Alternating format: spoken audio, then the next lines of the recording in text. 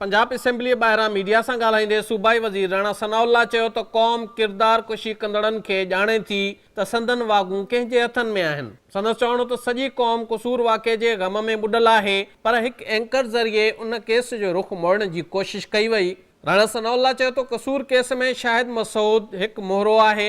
संदसि पोयां लिकल कुवतूं मुल्क में ॾिफेड़ पखिड़ण ऐं ॾहकाव वारी कैफ़ियत पैदा करण में मुलविस आहिनि। संदन पतो लॻाइणु घुरिजे। उन चयो त एंकर पर्सन ज़ैनब क़त्ल केस में जवाबदार जा 37 बैंक अकाउंट हुजण जी दावा कई आहे। चीफ जस्टिस खे अपील आहे त केस में शाहिद मसूद खां संदसि ज़रिया पुछा वञनि ऐं केस खे अंजाम ताईं पहुचायो वञे। कसूर के ज़ैनब केस में जो दरिंदा सिफ्त इंसान मुलज़म इमरान अली है, उसको जो है वो एक बैनुल अक़वामी गिरोह करार दे दिया गया।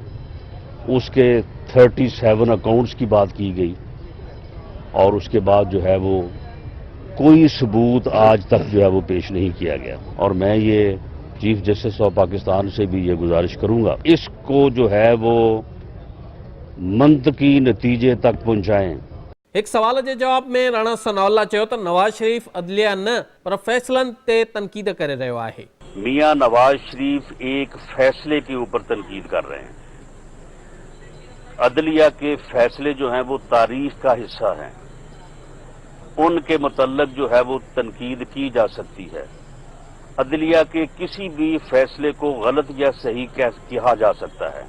कानून वारे सूबाई वज़ीर चयो त 28 जुलाई ते तरक्कीअ ॾांहुं वधंदड़ मुल्क खे पोइते धिकियो वियो। राणा सनाउल्ला चयो त आबादगारनि खे पैसा ॾेई एहतजाज लाइ भड़कायो वियो। शहबाज शरीफ कमंद जे आबादगारनि खे मुनासिब अघु ॾियण बाबति शुगर मिल मालिकनि खे सख़्त हिदायत कई आहे।